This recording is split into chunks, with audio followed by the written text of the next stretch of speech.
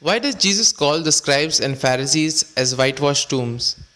Why does Jesus accuse the scribes and Pharisees of hypocrisy? What can we learn from today's gospel passage? All these questions and more answered during today's episode of Daily Reflections.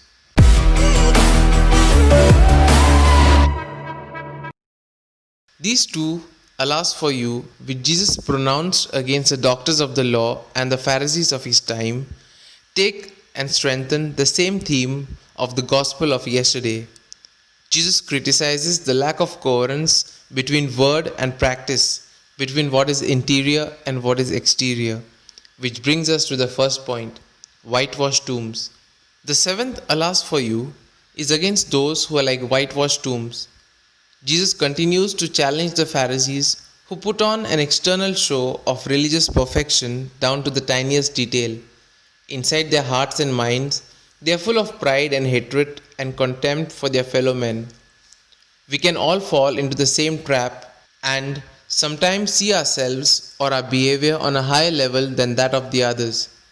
Jesus challenges the scribes and Pharisees to think differently about how they live from day to day. He challenges them to look at what is going on in their inner selves, the part of themselves they hide from one another and indeed from themselves. They are living on the surface of life, but it has no meaning. They cannot see how their way of life has its impact on others. We too can live in an unrealistic way, doing our own thing and having no concern for how we treat those whose paths we cross.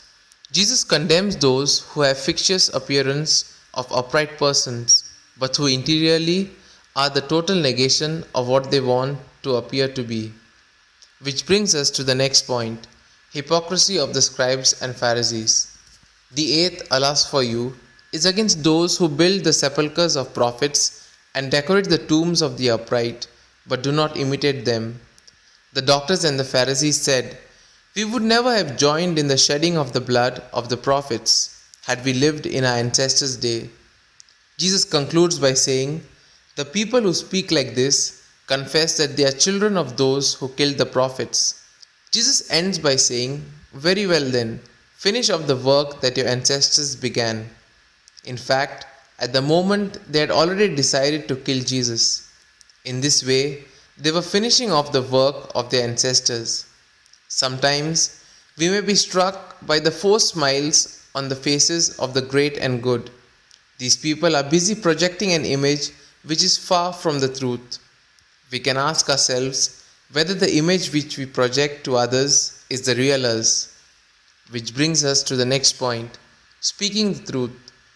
One of the phrases that seems to have captured our imagination is the importance of speaking the truth and standing up for what is right. Even in our democratic times, we see countless brave people who are ready to pay the price for that. Let us look at Jesus as he takes on the powerful men of his time, the political and the religious leaders, and let us pray for those who are willing to risk speaking truth to power.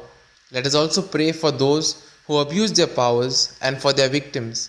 Similarly, let us ask for the grace that the eye of our heart be clear so that we may be able to be aware of the inconsistencies in our thoughts and in our actions.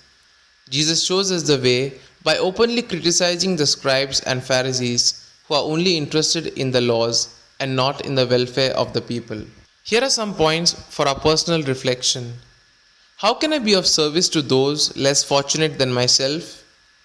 How do I regard those with whom I disagree strongly? Am I able to project a true image of myself to the people that I encounter? These points can be of great help to reflect on today's gospel. And if you like our reflection, do share the good news of our Lord. Have a good day, and may God bless you all. Amen.